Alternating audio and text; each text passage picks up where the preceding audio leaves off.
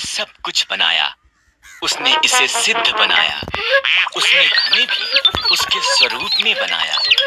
वो हमसे प्रेम करता है और हमारे साथ संगति करना चाहता है।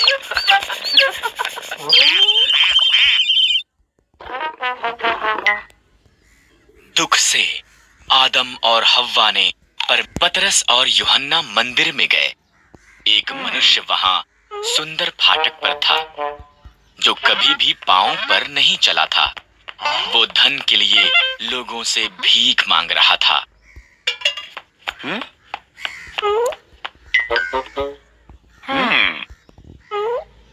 क्या मुझे कुछ पैसा मिलेगा? उसने पतरस और यूहन्ना से पूछा। दोनों शिष्यों ने सीधा उस मनुष्य की आंखों में देखा।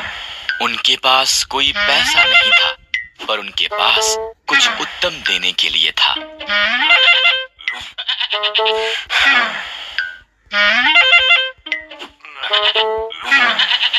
हमारी तरफ देख, पतरस ने कहा। मनुष्य ने पैसे की उम्मीद की। मेरे पास चांदी या सोना नहीं है, पतरस ने कहा, पर मेरे पास कुछ और है जो मैं तुम्हें खुशी से दूंगा। यीशु मसीह नासरी के नाम में, पतरस ने कहा। उठ, चल फिर। पतरस ने मनुष्य का हाथ पकड़ा और उसके घुटनों में शक्ति भर गई। मनुष्य उठा और चलने लगा।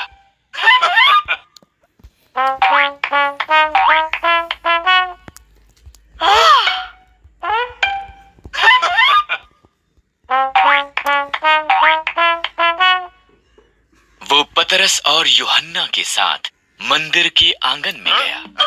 शीघ्र ही वो केवल पैदल नहीं चल रहा था, वो आसपास उछल कूद रहा था और परमेश्वर की प्रशंसा कर रहा था। लोगों ने उसे फाटक पर देखा था। वो जानते थे कि वो जन्म से लंगड़ा था, फिर भी वो वहां पर चल रहा था, उछल कूद रहा था और परमेश्वर का धन्यवाद कर रहा था।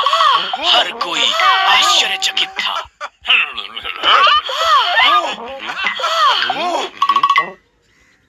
पतरस ने लोगों को उसके बारे में बताया जिसकी शक्ति ने मनुष्य को चंगा किया था। उसने यीशु के बारे में उन्हें बताया। जब वो बता चुका तो उनमें से बहुतों ने भी यीशु का अनुसरण करने का फैसला किया।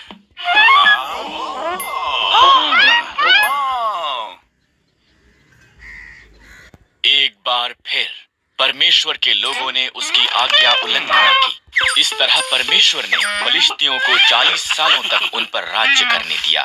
तब उसने उन्हें आजाद कराने के लिए शिमशोन नाम के एक व्यक्ति को चुना। एक स्वर्गदूत ने शिमशोन की माता से वादा किया था कि वो पुत्र को जन्म देगी। शिमशोन को परमेश्वर के साथ 3 वादे करने होंगे। कभी भी मदिरा नहीं पीना, कभी भी मुर्दों को नहीं छूना, कभी भी अपने बालों को नहीं काटना।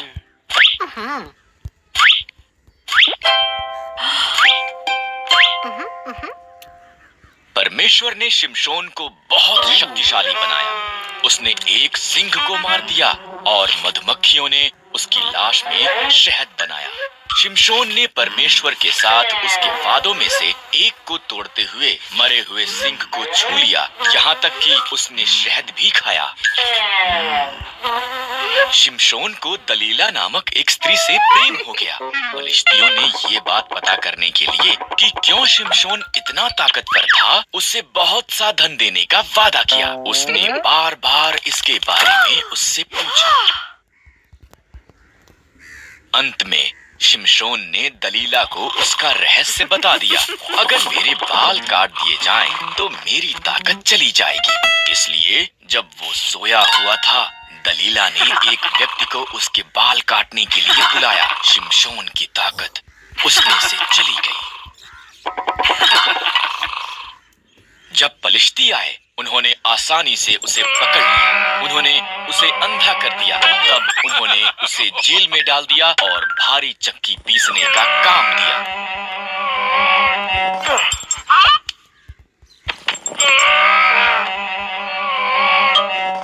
धीरे धीरे शिमशोन के बाल पुनः बढ़ गए।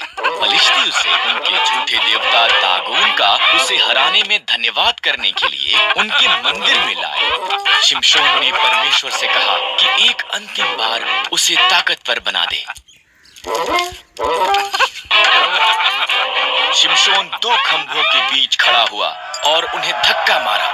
मंदिर गिर पड़ा। फलिश्तियों के साथ साथ शिमशोन भी उसमें मर गया। शिमशोन ने अपना वादा पूरा नहीं किया, पर परमेश्वर ने अपना वादा पूरा किया।